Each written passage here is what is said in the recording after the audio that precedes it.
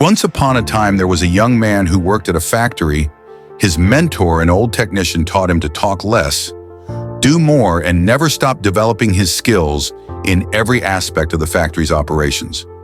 10 years later, the old man retired, and the young man became a technician himself.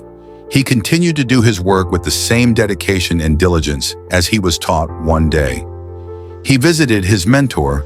The old man saw that he seemed unhappy and asked what was troubling him. The young man sighed and poured his heart out. "I have been following your instructions exactly all these years, no matter what I work on. I keep quiet and focus on the job. I know I have done good work at the factory, and I have learned all the skills that can be learned there. What I don't understand is that the guys who don't have my experience or capabilities have all been promoted while I am still making as little as I did before." "When I was your apprentice," the old man asked, "are you positive that you have become indispensable to the factory?" The young man nodded. Yes, the old man paced back and forth to think after a while. He turned to the young man. "Must request the day off. Using whatever reason you like, it is time for you to give yourself a break." The young man was surprised by this advice, but the more he thought about it, the more it made sense.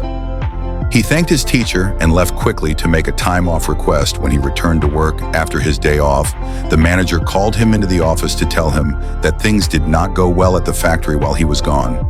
Others encountered many problems that normally would be handled by him, and they had no idea how to solve them. Realizing his importance, the manager decided to promote him to the position of senior technician, to thank him and encourage him to keep up the good work. The young man was grateful for his mentor's wisdom. Surely he thought this was the secret to success from that point on. Whenever the young man felt like he deserved more than what he was getting, he would take a day off when he came back. The next day, the situation would improve to his satisfaction. This pattern continued for months. One day, the young man found that he was blocked from going into the factory. Much to his shock, he found out that his employment was terminated. He could not believe it, not knowing what else to do. He went back to see his mentor to try to figure out how things had gone so wrong. "Why did I lose my job?" he asked with wounded pride. "Did I not do everything as you instructed?" "Actually, you did not, because you heard only half the lesson." The old man shook his head. "You understood right away that no one pays any attention to a light bulb that is always on it. It's only when it goes off that people suddenly take notice and realize they've been taking it for granted. You were so eager to apply this understanding that you left before hearing the second half." Second half, it began to dawn on the young man that perhaps he made a big mistake. What was the second half? The mentor spoke slowly to make his point. The second half, more important than the first, is the realization that if a light bulb goes off frequently, then sooner or later, it will be replaced with one that is more reliable. Who wants a light bulb that no one can count on to provide illumination? You see in life, in your life, do you have friends and family members that you take for granted? They're always there for you.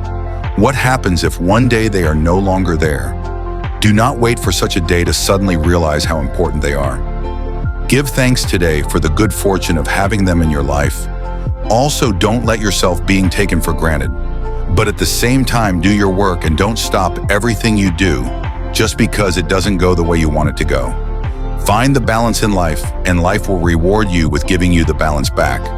This is There to Do Motivation Stories. Thanks for watching and stay blessed.